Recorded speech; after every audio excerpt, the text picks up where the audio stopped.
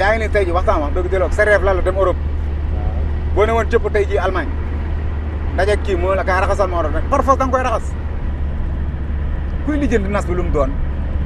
lu leer ah. dañ ko liggéey Sénégal du liggéey xaalis mu jógee de. da yor moo ne ngeen oto bu mu rek xam voilà.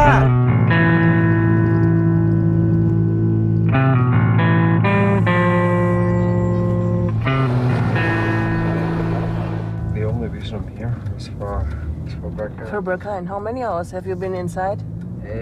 16 now. 16? Oh my gosh. Yeah. Van gick det teamet, se pagou rummen, se pagou nu, se pagou betorinat, una ma person pitiska se tash do. Edhe mani janë kohëm se Po lutem. Nuk besoj në botë që ka kur korrupsion më të madh se në Kosovë. Yo, taxi. Taxi. How are you? บ้านเราชอบดราม่าเดี๋ยวโดนจับไปปรับทัศนคติค่ะ มันก็พูดได้อะครับ แต่ถ้าพูดบางทีถ้าพูดเยอะไปมันก็กฎหมายบ้าบอคอแตกอะไรก็ไม่รู้ก็มาเอาผิด ซึ่งมันไม่เกี่ยวกันประมาณนั้น I was just searching for information about weight loss surgery, and they actually have a location like 20 minutes away from where I live, but it's twice as much, and I don't have insurance, so coming here is half times cheaper. On the crystal frontier,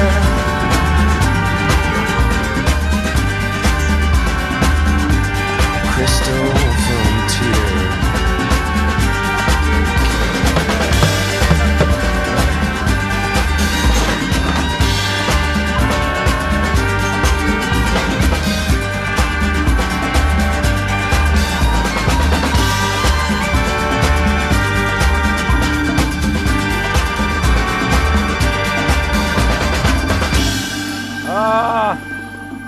Edhe pak doktora një vjet.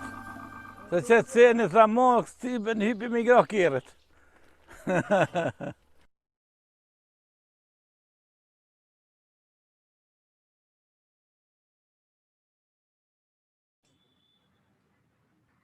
Hello and a very warm welcome to all of you, those of you on Zoom, YouTube and Facebook.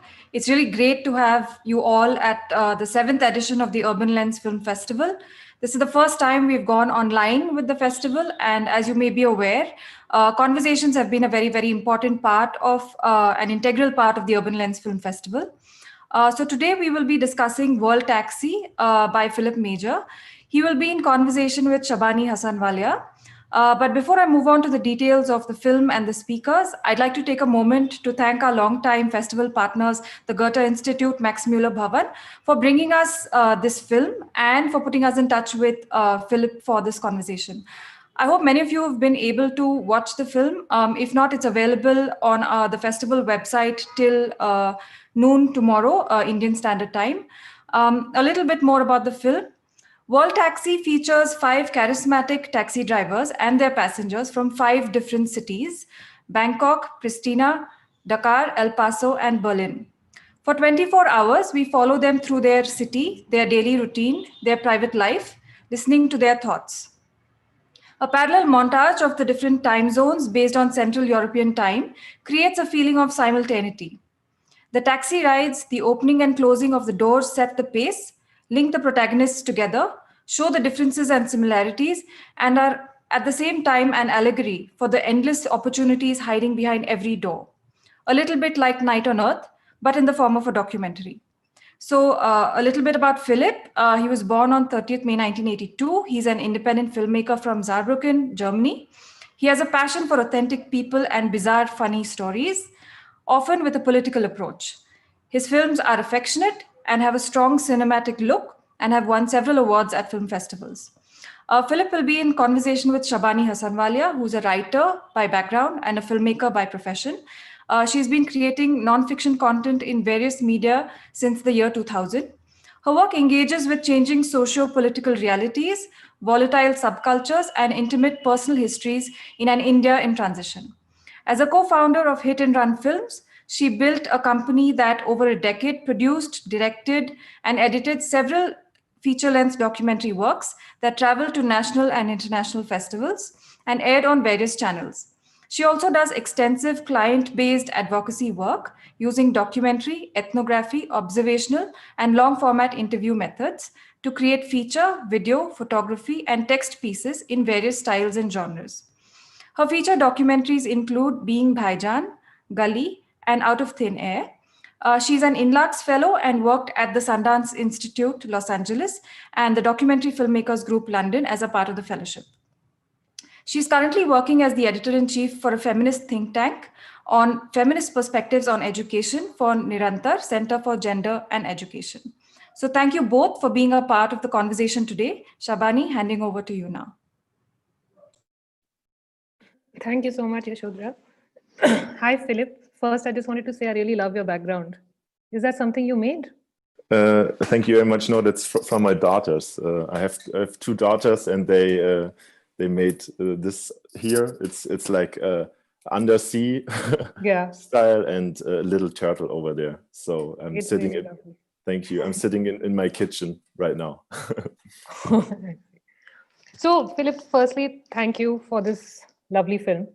I thoroughly enjoyed it, but I have to admit it also left me with a deep sense of envy and almost this tinge of nostalgia, because I thought, when will I ever be in a taxi in another part of the world and actually have a conversation that doesn't start with, do I have to wear a mask? Are you wearing a mask? Is it safe? And so on. So there was, so a lot of watching the film was about this feeling of a lost time. And I hope that all of us are not left with that feeling for too long. But yeah, that's what it did. But yes, there was also a deep sense of envy, because you managed to be in places and spaces which were actually at that moment in time when you were shooting in the middle of some deep influx. And I mean, even in United States, so when you were in El Paso, the fact that you were there during the Vegas shooting, I mean, it's one of those documentary serendipities, I'm sure. So could you just start by telling us how this film came about? It's a large landscape, large ambition. How did it come about? It took me almost like 6 years to finish the movie. I had the idea during a road trip through the United States, and I was in Roswell, New Mexico. And there I drove in a cab with JJ, and JJ was totally a guy who could perfectly fit into Jim Jarmusch's Night on Earth, one of my favorite movies. and he was completely charismatic, and he talked the whole time, and I really fell in love with him. And there I got the idea of, oh my God, these taxi drivers, they are really special, and I really have a passion for them, because I really like driving taxis all over the world. You get inside and you start a conversation, because taxi drivers, they know a lot about their cities, about the country, about the political situation, and their taxis, they are like little microcosmos, like there's a special smell inside, they have like private pictures and stuff like that. And yeah, that's what I really like. And so I thought about, maybe I could do a documentary about taxi drivers. And when I came back to Germany from that road trip, I was starting researching, and trying to get funding for the film. And yeah, it took a long time, because it was really hard to get funding for the film, and also to get the taxi drivers, because I didn't have the budget to fly to every city and just drive for a taxi for like 1 week, to find the special person. So I did a lot of online researching and asked a lot of friends, and I started with cities where I've been, or where I shot before, where I did a documentary. So I had a connection, and but it was a lot of work, and I also have like other projects during the same time. So it was quite difficult for me to finalize the film. But once the funding was okay, and I knew that I could start, then I shot for like 1 year. Or in 1 year, I shot all the episodes and put it together, and but it was a huge effort. Yeah, no, and it shows, and it was worth it. So JJ was your first character then? Sorry? JJ was your first character? No, not no. JJ, he's not in the movie, because it took 6 years, or like 4.5 years to shoot, and during that time he didn't drive taxi anymore. So I had to find another one. So I found Sergio from El Paso, which is not that far away from Roswell, where I first met JJ. But I have my wife, she has relatives over there in that area. So there I had a connection, and I really love this landscape over there. There's like this desert, and I was born in the forest, like German forest, and there you have this Breaking Bad landscape, of the desert, and then you have this border to Mexico, and it's a really intense area, and I really wanted to shoot there. And so I researched, and I found Sergio, who's doing like border transportation.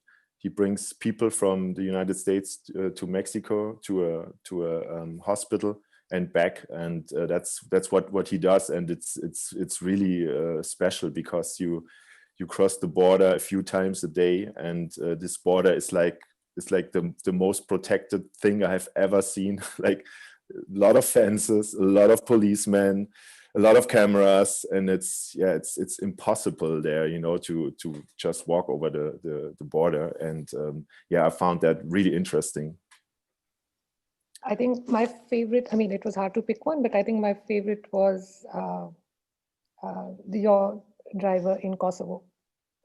Destan, I think he's really special. So how did you meet him?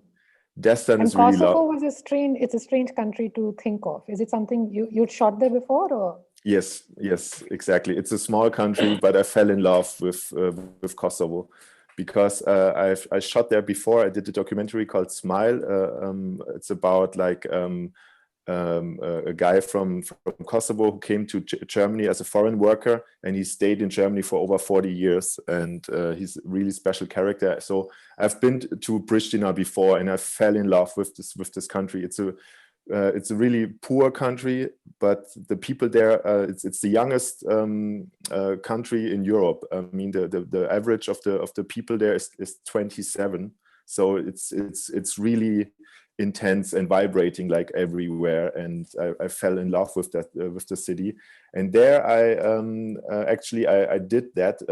I went to Pristina and I drove taxis for like 3 days until I found Destan. And I remember I saw his nice old Mercedes. He has this really cool old school Mercedes from the 70s. And I saw it and I was like, oh my God, it's such a great car. And I came to his car and knocked at the door and I was like, hi, do you speak English?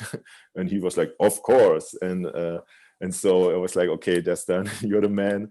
And yes, so because that's also was quite difficult to find taxi drivers, especially in countries where I don't speak the language. You know, it's really important that they speak English or another language I can understand, because they also worked for me as translators. For example, in Bangkok, you know, I don't speak Thai, or in Kosovo I don't speak Albanian, so they helped me a lot during conversations with the customers. And yeah, that's Destan. And in Berlin I found Bambi, and Bambi, she's really special as well. She really is. She's amazing, or yeah. But I think when you ride a taxi in Berlin, especially at night, you have to be really tough, and that's what she is. She rides taxi at nighttime in Berlin. And yeah, you can imagine that the customers who come into the car are quite party people, and it's not so easy to handle them all the time. So yeah, and I met her, and I was like, yeah, perfect. I mean, it's you know, you couldn't cast for like a scenic movie, you know. It's a documentary, and those people really exist. So that was special. And Senegal, how did you find Senegal? I was shooting in Senegal before as well, and I found Mamadou through my cousin. She lived in Togo, that's a country next to Senegal, for 3 years, and she had contacts, and so I got the contact to Mamadou. And in Tony in Bangkok, I have found through the Goethe-Institut, the Maren, the former, I don't know if she's still working at the Goethe-Institut, but she, yeah, she gave me the contact to Tony. And yeah, so that's how I found my characters. And, you know, while watching, and I'm sure you've got this question before, is that one can't really see where the filmmaker is, where the camera is. And I think that's one of the big successes of the film, is that it feels like a conversation between the driver and the passenger. So if you can just share a little bit about your process, because this is a challenge with all documentary filmmakers on how to make themselves invisible as much as you can. But the fact that you were shooting in a small space like a vehicle, and your entire film unfolds in that space. How did you, I mean, what were the challenges in trying to not influence the conversations between the driver and the passenger? And did you sometimes feel that your presence there changed the nature of the conversation? Yes. Yes, of course. I mean, I was there with a camera, and of course there were moments where people forgot me and the camera, which is perfect for every documentary filmer. You know it. You do documentaries by yourself, Shabani. So it's when you can make yourself invisible, you know, it's like jackpot, you know. But it's hard to do that. When I was starting, or when I came near shooting, I was thinking about how I should do it technically. I was thinking about, like, you know, putting cameras, you know, on the top of the vehicle and inside the roof. but I didn't want that action cam aesthetics, you know, and I knew that I had to be in the car, you know, to like guide the conversation. So there was only one option, that was me, you know, with the camera like this all the time, you know, and sitting in the shaky car and yes, and of course when the people came into the car, you know, I wasn't like, here's the camera, you know, like now we are shooting, you know. They came in and I talked with them and tried to make them feel comfortable, and and then I was shooting, and of course there are conversations which were like totally normal, you know, like, or especially in Pristina, you know, there I didn't really had to interrupt or guide the conversation, but there were of course conversations where I guided a little bit, or where I had questions, because of course, you know, when people come in and from different countries, you know, I'm interested, you know, and I want to know some things, and so I asked the passengers or the taxi drivers, and then they started the conversation between themselves, you know, and I could just, you know, watch and record.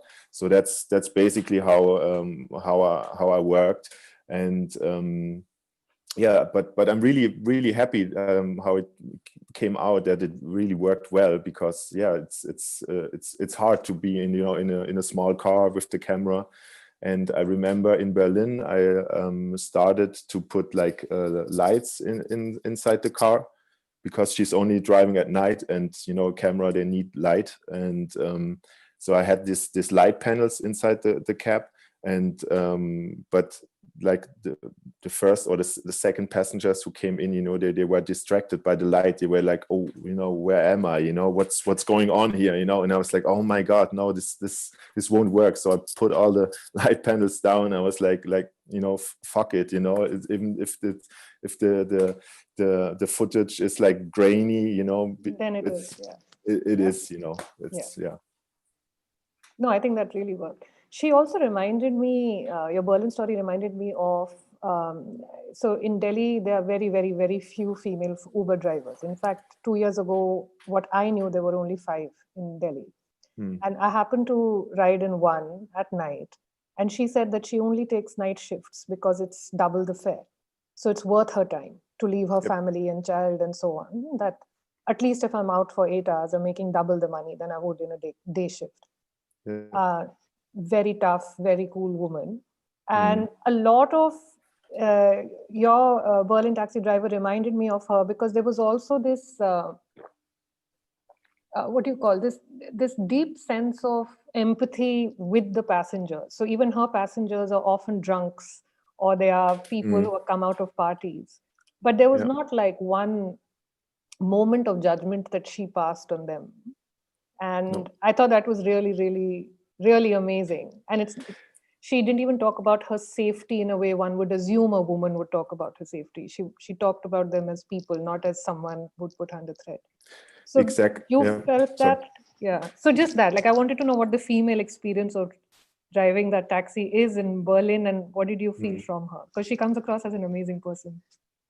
Yes, she is, and of course, she partied a lot in her life as well. So she knows exactly, you know, the situation and the feeling the passengers are, and that's something I really found, like in every city or in every character. You know, they have a strong empathy for their passengers, because taxi drivers, I mean, if you think as a taxi driver for a job, you know, if you think about, okay, I will become a taxi driver, of course you like people, because you are surrounded by people, and that's something which I really like as well, and that's something that they all have in common, their empathy or their love for people, and especially Bambi, she doesn't judge people who come into her cab really drunk. Of course, she sometimes she has to be rude, because there are passengers, you know, that behave really bad as well. And she has also some strange situations as well, and also situations that are dangerous. But she's tough, and as you said, I really wanted at least one woman in that film. But it's so hard to find a female taxi driver. In Germany there are a few, but not that much. And like in Senegal there are like 3 or 4. There's even an own documentary about female taxi drivers in I think it's Burkina Faso or Senegal.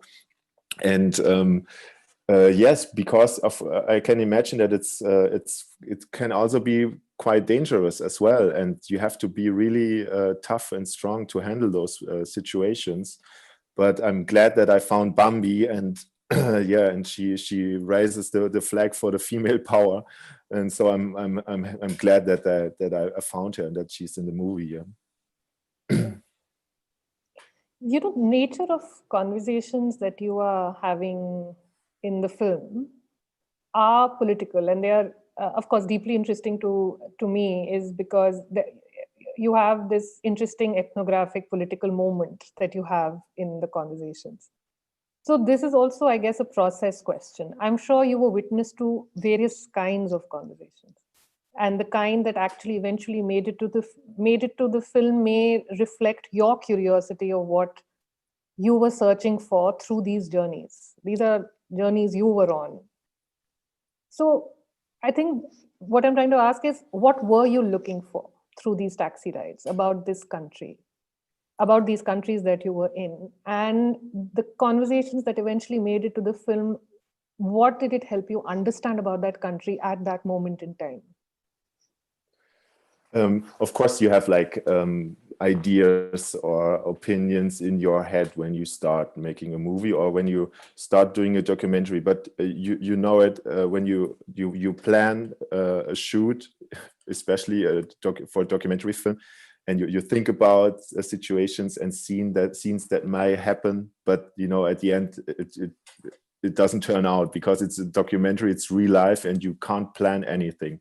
So, of course, for me, I had cliches in my mind, of course, you know, but, like, of course, like America, you know, everything is big, you know, and they like their guns, you know, and they love Trump and stuff like that.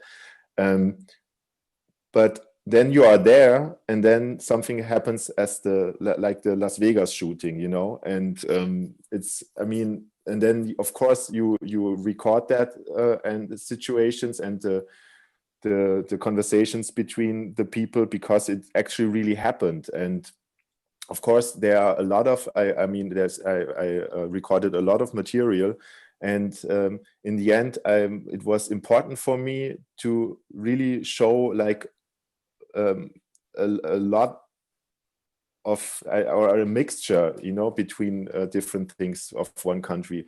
Of course, the political situation is something that's always important for me in my films, because I think it's, you know, when you make movies or art, you know, you have, yeah, it's you have to do that, you know, you have to show what's going on in different countries. And in Berlin, for example, of course, there's this cliche that like every young person under the age of 30 wants to live in Berlin, especially in Europe, because it's like it's still a cheap city for a capital, and there's a lot of parties going on and stuff like that. And I lived in Berlin, and I know that it's of course it's a huge part of that city, but it's not all, you know. Berlin is not only party city.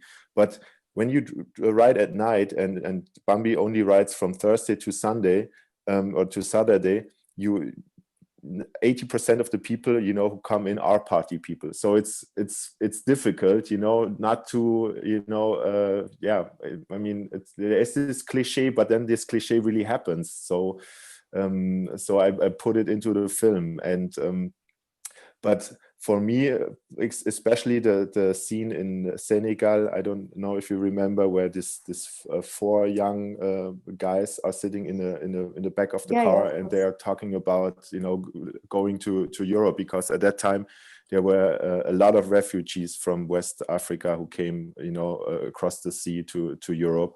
And that is, of course, something that's really important. And I really wanted to know and ask young people who live in poor conditions, you know, if they thought about going to Europe and stuff like that.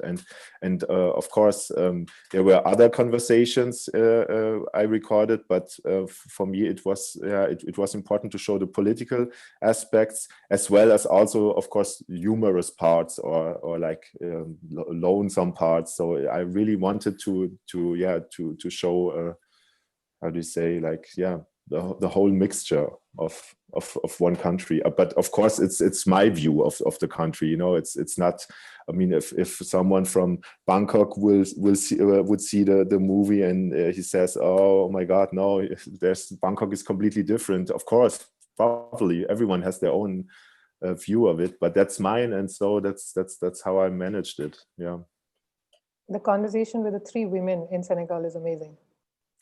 Yeah, exactly, amazing. Exactly, and that's something, you know, in Senegal, Mamadou has 2 wives, you know, and for me, I'm from Europe, you know, something is really special. And then there's he's kind of macho guy, you know, with a lot of perfume and stuff like that, and then there's these 3 women in the car, and they they really hit him, and that was really cool because he was really that small at the end of that ride, you know.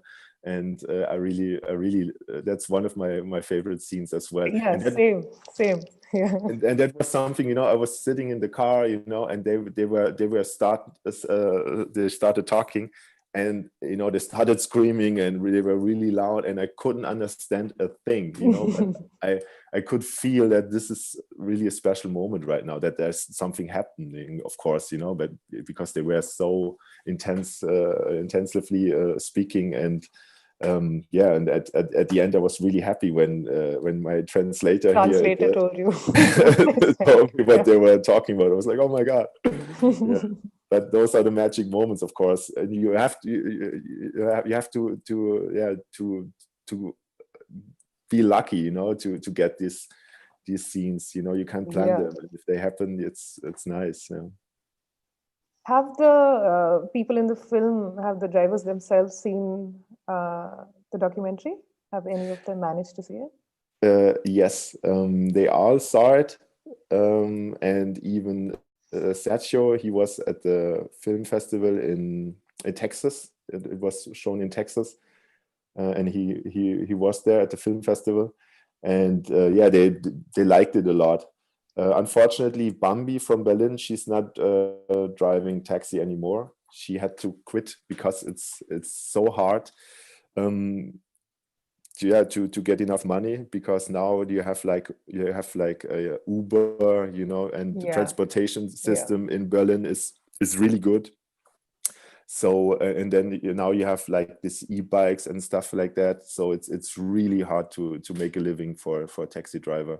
Like, I think all over the world, it's quite hard. And but everyone saw it, and at least they claimed they like it. So I hope that's true. So Yashu, I was going to open the conversation up to questions if there are any, and then I have one more question that I would like to ask in the end. So perhaps actually, so we don't have questions come in yet. So everyone in the audience, if you have any questions, do put it in the Q&A box, or if you're on Facebook or YouTube, do put it in the comments section and we'll pick it up. So Shabani, you can go on for now, and then we'll pick them up as they come in. Okay. So Philip, you know, this idea of, and as Yashodhara was telling us, that especially when one studies the urban or the idea of the city, the taxi and the person who drives the taxi often becomes a lens, an ethnographic lens for a lot of us. So I actually had a hypothetical question for you, that if it wasn't these 5 countries and you had to shoot somewhere else today, like if you had to go and shoot today, where would you go and why, if you had to use the same device? And what would you hope to discover? Oof, that's a tough question. I think I would choose like Tehran, or Kabul, like a city which has like where there's a lot of political tension, and which is also something I really find quite interesting. I really love Japan. I've never been to Tokyo. That's I can imagine that's a really vibrating city, and of course the culture as well. But it's a really hard question, because I like traveling, and right now it's really you can't travel, and of course you have to have the budget and money to travel. So it's really a hard question, because I can like find any city quite interesting. So maybe I have to think about that question. Maybe I think about World Taxi Part 2. Yeah. But, I can imagine that taxi drivers in India are quite interesting as well. Oh, I'm sure. Before every Indian election, people start telling you what their taxi driver is thinking. Usually that's the exit polls, the citizen exit polls. Yeah, I can imagine. Yeah. So it's really a hard question. Probably a city in South America as well. I've been to Lima once, and it's also a huge city and really vibrating. Or maybe like also like our really small cities, or like villages where there's only one cab or something, because I can imagine that there you get more other stories, because I chose like big cities, and of course there's people from the city who live there, and it may be interesting to do documentary about like smaller villages or I don't know.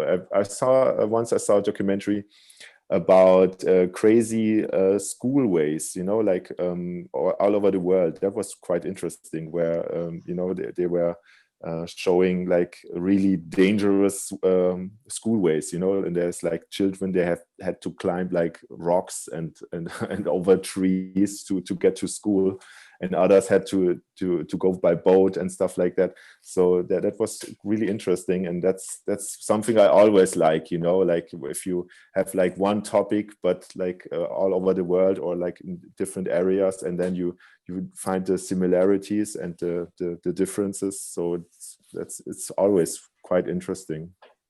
Yeah. Shabani, we have a couple of questions that have come in, so we can probably take that. So we have one attendee who has said that the film reminded me of Abbas Kiarostami's film 10, which follows a woman who drives a car around Tehran, and you gather the socio-political situation in Iran through the conversations she has with many passengers. So apart from Night on Earth, were there other films you watched or you were inspired by in the making of this film? It's actually I saw 10 after I made my my movie, and of course 10 is really intense and really good movie. I mean, my movie it's an easy movie, I'm a filmmaker from Europe, Germany, and I could easily travel to all these cities and make the shooting and make the film.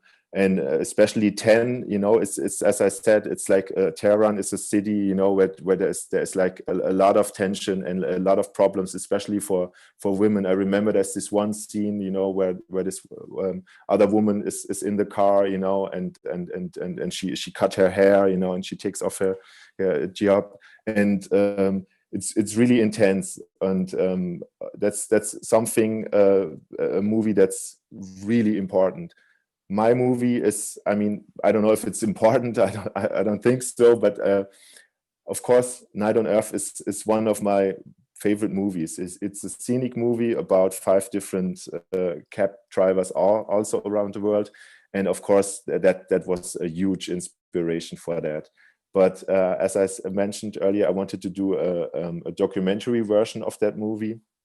And it's so I did it, but of course it's really hard to find topics for a documentary and or even like a topic that hasn't been told yet, that's different. So my approach was like, of course, I take Jim Jarmusch's movie and make a documentary out of it, and that was quite a huge inspiration, but not that was quite the only taxi movie I watched before the process. Yeah.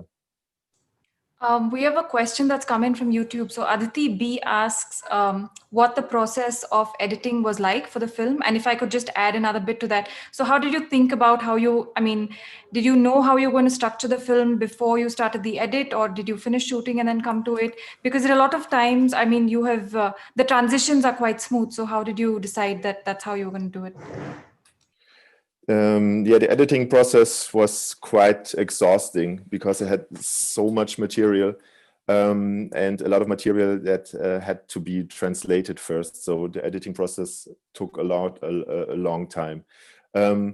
But of course, I had the idea of telling 24 hours in each city, and I was shooting in each city for 3 days, and I collected like the best scenes and put them together.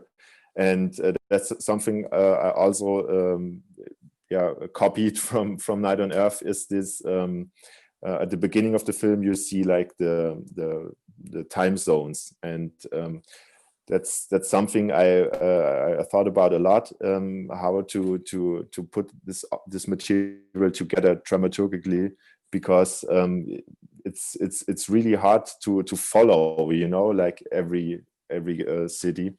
But once I started, and once you start at one point at the editing and one time, for example, Pristina at 9 a.m., you have like a structure, and that you can't put like a night shift from Bambi next to it, because it won't fit. So that gave me the structure, and it also helped me to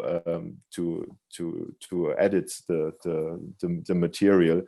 But it was still like balancing, because then you had like a really good taxi ride, but then it doesn't fit in the time, of your editing timeline. So you had to puzzle everything, and also look that it works throughout the whole film, and it was quite an effort. We have another question from an attendee who has asked, with the rise of the platform economy and services like Uber, how do you see the future of independent taxi services in the countries that you have shot? Do they have strong taxi unions? I don't think so. I mean, in Germany they have a taxi union, but in Germany, the rise of Uber or other transportation systems, you can't stop them, and I think even especially younger people, they tend to use Uber instead of taxis. In other countries like Senegal or Pristina, there is no Uber yet. So of course taxis will be used. And what I found interesting as well is that in those countries like Senegal or Pristina, or even in the United States, the people who use the taxi, they don't own an own car, for example. In Germany, riding a taxi is luxury, because it's expensive, and if you have the money, you take a taxi. And in other countries like Senegal or Pristina, the people who drive the taxi, they don't have an own car, and they use it as a transportation to go from one place to another, or to go shopping and stuff like that, or to the market. And that was quite interesting to see. But I hope that there will be more, or at least that the number of taxis stay the same over a few years. But who knows? Yeah. We have a question from Gaius Epin on Facebook, who asks what it was like to adjust to the temporal rhythms of the taxi drivers, working at night, long shifts, the lack of infrastructure or facilities for waiting, restrooms. How was that for you? That was quite okay, because I mean, I was all together. I was like all the time I was together with the taxi drivers, and and they have their little restaurants where they can go to the toilet, or they and for me, I really wanted to see that the life and really experience the life of the taxi drivers. And you can't see it in the movie, but we waited a lot, you know, like especially in Pristina, you know. One day I think we waited like 6 hours to get a customer, you know. And that's also really hard. I mean, you don't see it in the movie really, because then the movie would take like 12 hours. But that's something that's really, really hard. But they have their taxi drivers, they have their places where they get some food, and they help each other a lot, you know, taxi drivers, you know, and then they wait at taxi stations where there are other drivers, you know, and they communicate a lot with others, and so it's a really nice atmosphere between them. I mean, what I saw, of course, there's also a lot of like fights, you know, because they all want customers, but yeah, I had a really good time shooting that movie. Shabani, do you have more questions? Yeah, I was just curious if you're working on anything new, Philipp? Yes, I'm currently working on a new documentary with Lukas Ratius together. Sorry, that was a German word.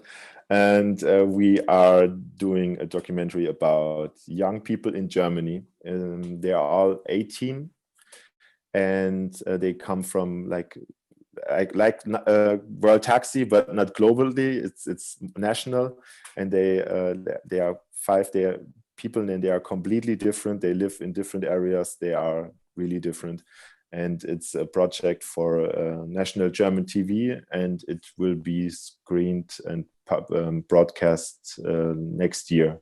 Yeah, so we are in the shooting process, but Corona doesn't make it easy, and it's really hard to stick to the plan we once had. But yeah, we will see. It's a documentary, so it's we will see how it sounds very ends. exciting, Yeah. though. Yeah, thank you. We look forward to it.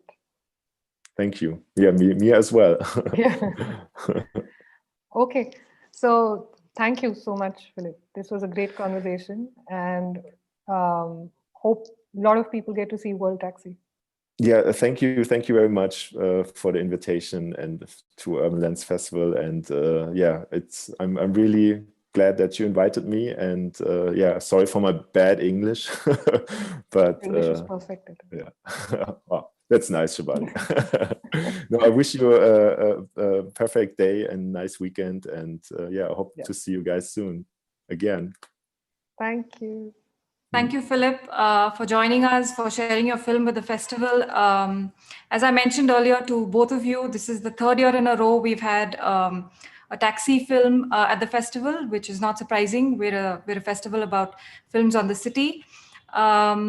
Thank you, Shabani, for graciously accepting to do this conversation. It's always lovely to have you at the festival. Thanks to everyone in the audience on Zoom, on YouTube, on Facebook for participating. Our next conversation starts shortly at 7 p.m. IST. We have a masterclass with Anjali Menon, the director. She will be in conversation with Smita Nair. So I hope to see you all then.